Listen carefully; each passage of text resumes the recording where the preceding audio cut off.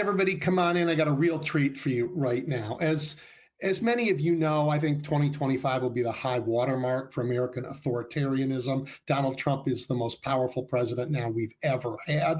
But this is the year Americans learned we had power too. We got educated, we went to court, we organized, we fought back, we took care of each other. And next year we go from defense to offense. And high on the list of Americans who made that possible is Norman Eisen.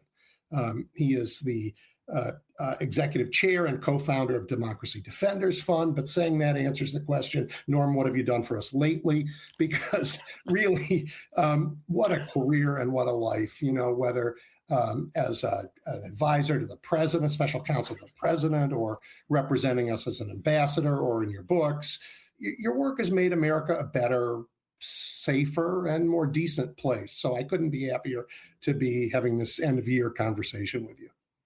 Thank you, Edwin. I'm so thrilled to be here. And your philosophy of what went on this year and what to expect next year is exactly in accordance with my own. Oh, so I'm happy to hear that. Looking forward to the conversation. Well, since we have a little bit of time, let's talk about both, sort of the current headlines, but also this, this moment we're in more broadly.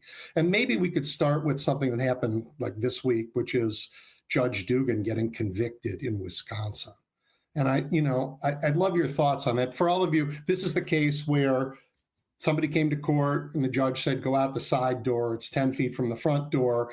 The Trump administration perp walked her out, took her to trial, and she was acquitted of split verdict.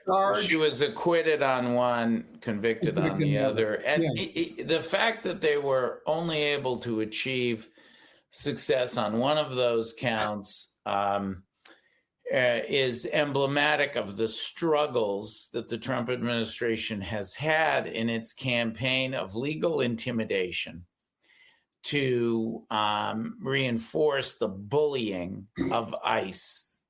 This is about the judge controlling her courtroom and preventing an ICE arrest in the courtroom, which would not be appropriate. There's a dispute about what happened next. The jury split the baby. In most of these cases, the Washington Post just had a story. There have been 5 involving protesters and the like that have failed, whether at the jury finding not guilty or otherwise. This case, half the case has now dropped off with the acquittal. And I think you're going to see very substantial appellate practice here on whether this evidence justified a conviction and whether you can even prosecute a state court judge for this kind of thing. About 150 state and federal judges joined us at Democracy Defenders Fund in writing a brief laying out what we think will be powerful on appeal. And the defense team said they are going to appeal. Mm-hmm. You can't do this to a judge. The judge who tried the case was not, in my view, sufficiently tough. But the appellate courts are now going to take a fresh look.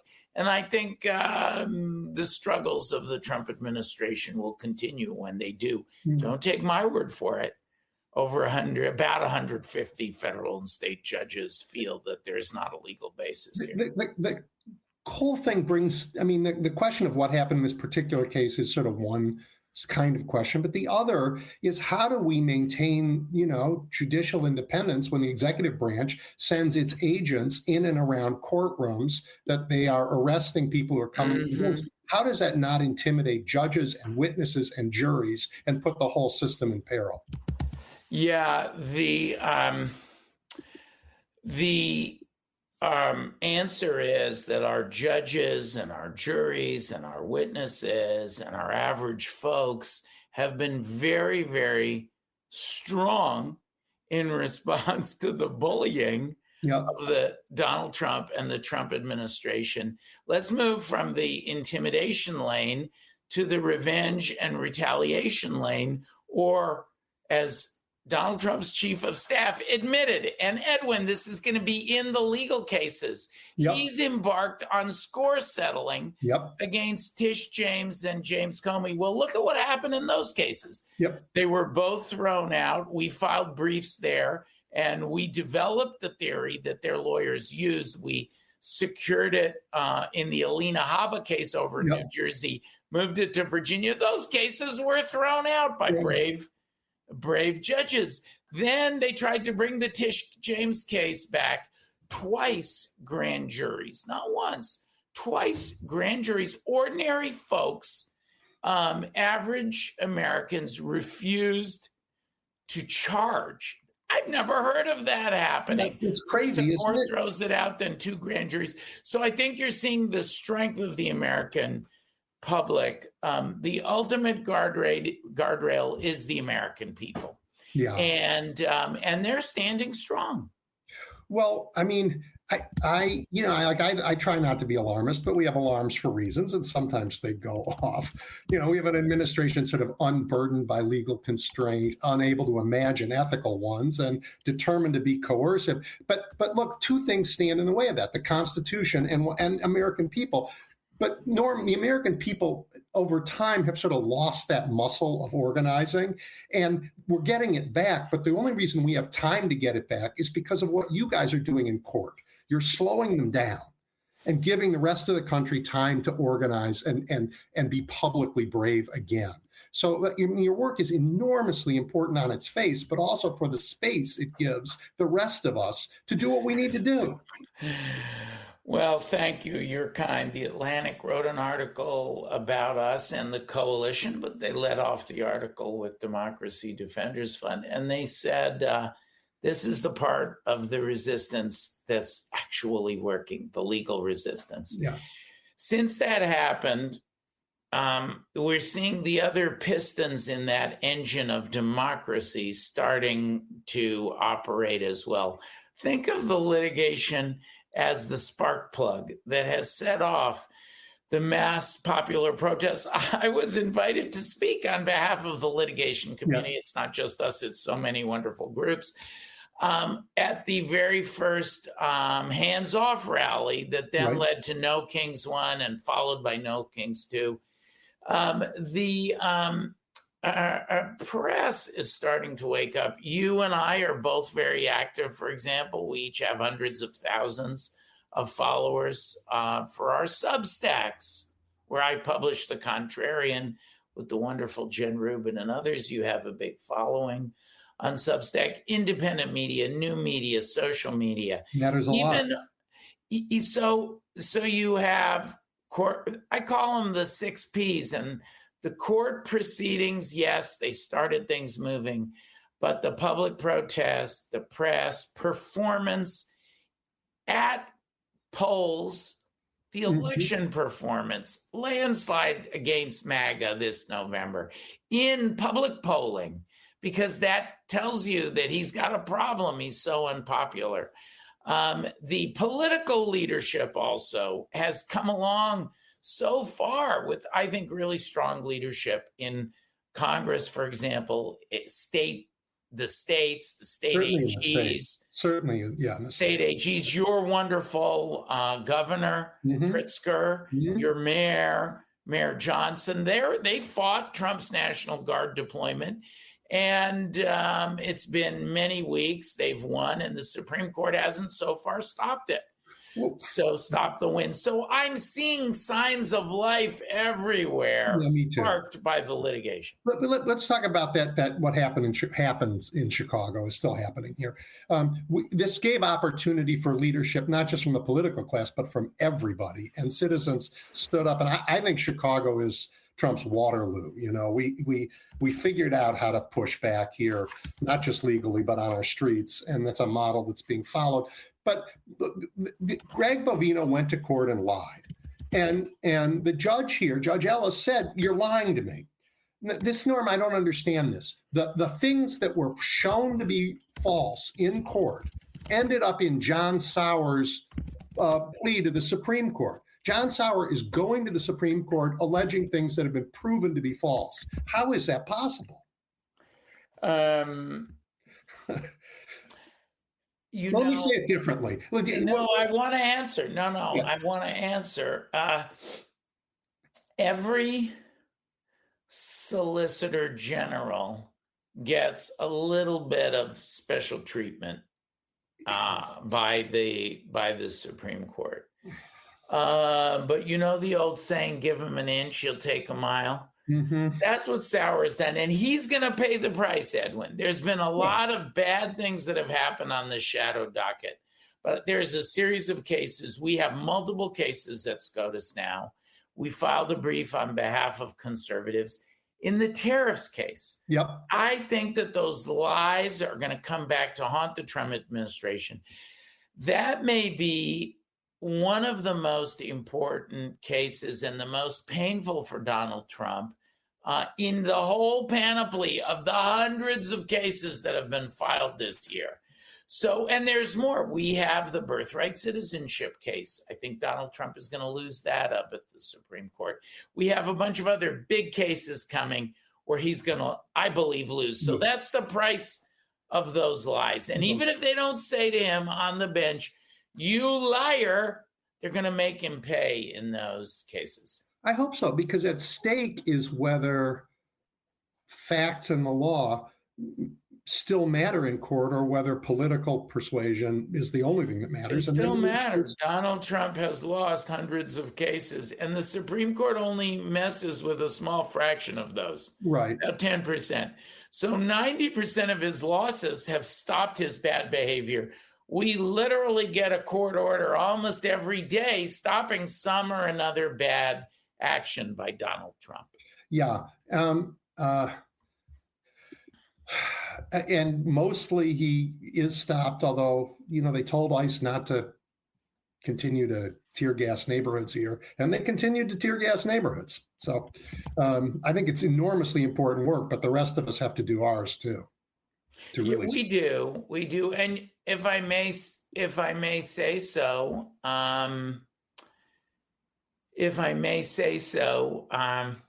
you're doing your share of the job, and the people who follow you, you're getting the message out. You're being truthful, not neutral, as one of my CNN colleagues exhorted me to do. Yeah. And so, you know, if the whole democracy movement does that, we've got Trump outnumbered. I think so too. And I think the vote, I personally think we will have an election, we will count the votes, and they will matter.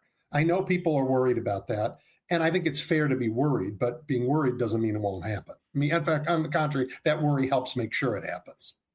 I think so, and it's been a overperformance by the forces of democracy in 2025. And now, as you said when we started out, we have to pivot from the successes we've enjoyed playing defense to going on offense. And at Democracy Defenders Fund, we've already done quite a bit of going on offense. Mm-hmm. How do we hold this crowd accountable when we win? Well, let me give you some of the seeds that we've planted of that ultimate accountability.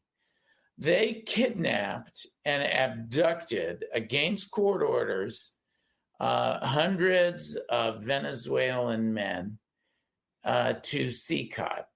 That was completely outside the bounds of the law.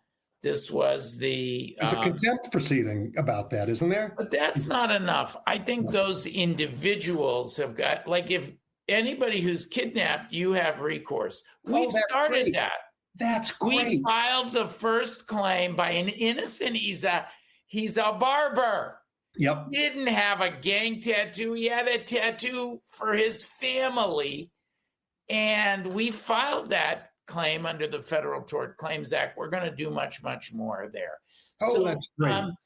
Go after the guys who are chiseling Trump's name onto federal buildings illegally. A second thing that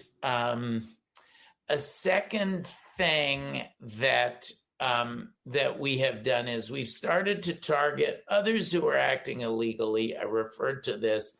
Alina Habba, Trump's crony. He plugged her in New Jersey. She said she was there for improper purposes for an acting U.S. attorney to help turn the state red. You're not allowed to do that. Her appointment was completely illegal. It didn't follow the law when you put a U.S. attorney there. We went to court, sued, we got her disqualified. She's now been pushed out. As that same theory we helped push on Lindsay Halligan, Yep. and Tish James and James Comey's lawyers. We supported them with a brief. They got those cases dismissed. So we're going, U.S. attorneys all over the country have been found disqualified based on this theory we originated. Yep. And Edwin, they're now leaving because they know they don't have legal standing. They're not waiting to be sued. So that is some accountability. Yep. The Trump Epstein files, we are pushing that in court. We've gone on offense to get those files. Now, the Justice Department says, oh, we're not going to turn them over today. Well, guess what? We have a pending court case. If they don't turn those over, we can go to the court and say, you have to turn them over. So there's multiple levels where you can swing into action. And we're going to do much, much more of that in 2026. Is there anything ultimately Americans can do about the personal greed, the unethical behavior of the Trump family? Yes, if you look across at, President Trump getting that Qatari plane, or the crypto riches.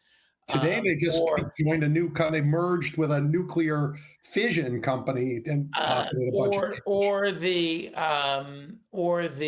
Trump RX. They're setting up a prescription program where they'll gain, and on, all of this corruption. The litigation community, including us at Democracy Defenders Fund, we filed the first complaint to block that golden Qatari plane. And we've done the same with all of these areas of corruption, both fighting in the courts of law, including with regulatory complaints, but also fighting in the court of public opinion, calling attention to it. That's part of the revulsion that the American people are feeling in polls with Donald Trump so very unpopular.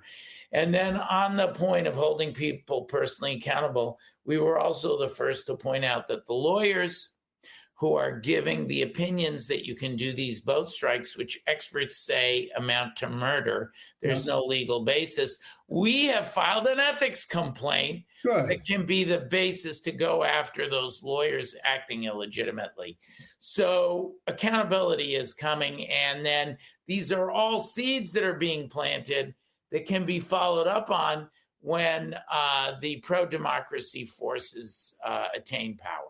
I'm eager to water those seeds. I think the country is, Norm, I think Mar-a-Lago, I've said this a lot, should be the next Smithsonian Museum for American Fascism. We should do to it what we did to Robert E. Lee's house, and take the symbols of their power and turn them into lessons. The ultimate monument is, I think, this legacy. We are building the rule of law stronger. It's being tested and it's being strengthened. Yep. And now you're going to start to see some bad decisions for Trump from the Supreme Court. We've had some of the success up there. We've been among the groups that actually have had some success up there. But now you're going to see several cases coming down the pike, I think starting with the tariffs case, where Trump is going to lose. That's going to be and that helps. Chaos for them. Well, we have to be ready. Yeah. What did you think of his charming primetime speech where he went out to woo Americans? Yeah, it was like a marriage counseling session in which he was complaining about why doesn't his spouse love him. And only the complainer is allowed to talk for the entire session. Yeah, he was berating us that we don't appreciate him enough for 20 minutes. What a waste. What a waste of time and airspace. You're involved in very serious stuff. And yet you are a happy warrior. That comes across. And I like to think so. Americans don't want to be yelled at all the time. We want to be part of something we like. And honestly, as a lifelong Democrat, I used to notice that the Republicans were sometimes more fun than we are. but that's not true anymore. They're just Yeah. angry. Yeah, it's tone at the top. Bad tone at the top is the worst thing for a project, and good tone at the top is the most important and the best thing. And Trump and MAGA, for our nation, are setting a very negative tone. And Trump at least understands that this has been a year of challenges and losses for him, Edwin, and it's very painful to him. So they're losing people all over the administration. They're losing people. I mean, what's gone on in justice and in the FBI is terrifying to me. Where they're hemorrhaging talent, but now they're starting to hemorrhage their hacks too. So, right? Yeah. So I don't know. I mean, I'm sort of glad they found the guy who committed this atrocity at Brown, but they found him because he was dead and in a box. I don't know that I have confidence. I don't think you can give too much credit. I credit the state law enforcement authorities, and of course, Kash Patel's false announcement earlier didn't do any good. That when they had a person of interest who turned out not to be the perpetrator. Look, I think you are starting to see some fracturing of the MAGA coalition. Mm-hmm.